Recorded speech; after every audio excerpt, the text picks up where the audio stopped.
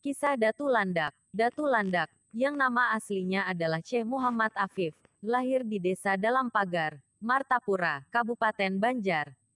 Beliau merupakan buyut cicit dari Datu Kalampayan, Maulana Syekh Muhammad Arsyad Al-Banjari. Adapun silsilah beliau adalah Muhammad Afif bin Kadi, H.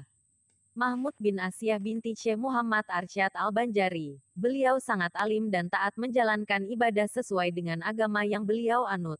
Karena itu oleh Allah beliau diberikan karamah atau kesaktian.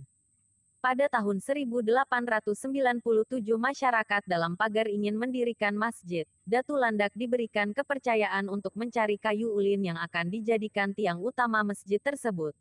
Dengan ditemani oleh Khalid, Idrus dan Loto berangkatlah beliau menuju Kalimantan Tengah. Dalam perjalanan yang memakan waktu berbulan-berbulan lamanya itu, beliau sering menemui gangguan dari suku Dayak.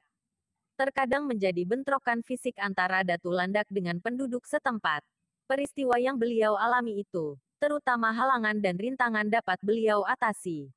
Berkat kesabaran dan kegigihan beliau, akhirnya kayu ulin atau pohon ulin dapat ditemukan. Pohon tersebut menurut cerita hanya dicabut saja oleh Datu Landak, bukan ditebang seperti biasanya, kemudian ditarik oleh beliau dengan tangan sendiri menuju ke Sungai Barito. Setelah diikat kayu itu pun dihanyutkan di sungai tersebut. Konon bekas geseran pohon yang beliau tarik atau seret itu menjadi sungai kecil yang mengeluarkan intan yang banyak sekali. Oleh beliau intan-intan itu dikumpulkan dan ditanam kembali ke dalam tanah. Di sekelilingnya beliau pagar dengan rumput bamban. Setelah itu beliau kembali ke dalam pagar, Martapura. Pada hari yang telah disepakati yaitu tepatnya pada hari Minggu diputuskan untuk memancangkan 4 tiang utama. Namun yang menjadi masalah bagaimana mendirikan keempat tiang itu. Karena keempat tiang utama tersebut besar dan panjangnya sama dengan tiang guru Masjid Suryansyah di Kuin Banjarmasin. Karena ketika itu belum ada alat pengangkat canggih seperti sekarang ini. Tidak usah bingung, saya yang akan mengangkatnya, kata Datu Landak. Semua yang hadir jadi terdiam, ingin tahu apa yang akan diperbuat Datu Landak. Puk, puk, beliau menepukkan tangan ke tanah dan keempat tiang utama kayu ulin itu serentak tegak berdiri dengan sendirinya sesuai dengan yang diinginkan. Menyaksikan kesaktian beliau itu orang-orang yang hadir pada saat itu serentak mengucapkan Allahu Akbar. Sang Datu sebagai penyebar syiar di Bangka.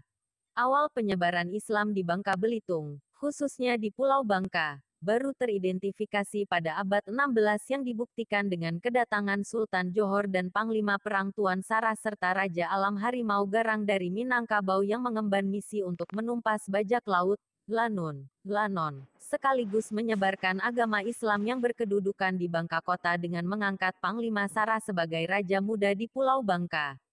Kemudian dilanjutkan dengan periode ulama Banten yang berakhir pada sekitar separuh lebih dari abad 17 atau sejak wafatnya Bupati Nusantara pada tahun 1671.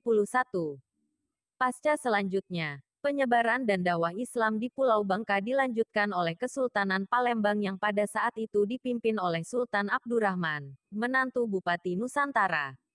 Sampai di periode ini, Kesultanan Palembang, penyebaran Islam berlangsung lamban karena hampir dari seluruh Sultan Palembang lebih terfokus pada eksploitasi biji timah ketimbang secara intensif menyebarkan Islam di Pulau Bangka.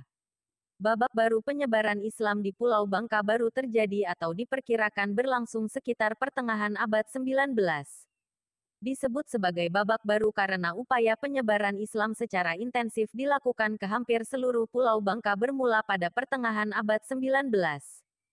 Pada periode ini, ulama Banjar, Kalimantan Selatan, memegang peranan penting, karena mereka inilah yang konon disebut-sebut sebagai ulama paling berpengaruh, mewarnai Islam di Pulau Bangka. Mengenai kapan tahun kedatangan pertama ulama-ulama Banjar ke Pulau Bangka belum diperoleh data yang pasti. Dalam makalah berjudul Islamisasi di Bangka ditulis oleh Ketua Stain SAS Bangka Belitung, Der Zulkifli Harmima, dalam Seminar Nasional Sejarah Masuknya Islam di Bangka Belitung, memaparkan salah seorang ulama Banjar yang tercatat mendatangi sekaligus menyebarkan Islam di Pulau Bangka adalah H. Muhammad Afif keturunan ketiga. Cicit, Syekh Muhammad Arsyad Al-Banjari ulama Banjar yang paling berpengaruh dan pengarang kitab fikih Sabil Al-Mutadin yang tersohor itu. Kemungkinan besar, H. Muhammad Afif yang tidak lain adalah ayah dari Syekh Abdurrahman Siddiq ini datang ke Pulau Bangka tepatnya di Muntok pada dekade setelah 1860-an. Hijrah karena penindasan dakwah Islam di Pulau Bangka yang dilakukan oleh ulama Banjar pada pertengahan abad 19 atau sekitar tahun 1860-an, berawal dari peristiwa jatuhnya Kesultanan Banjar di tangan pemerintah Hindia Belanda sekitar tahun 1859.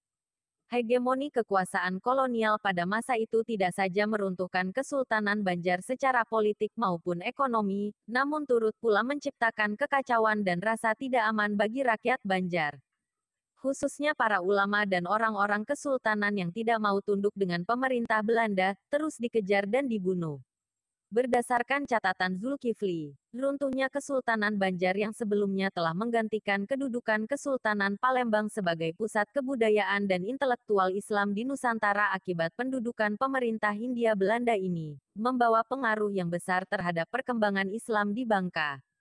Rasa tidak aman rakyat Banjar dan ulama-ulamanya akibat penindasan pemerintah Hindia Belanda ini, membuat sebagian mereka memilih meninggalkan tanah kelahiran mereka, hijrah.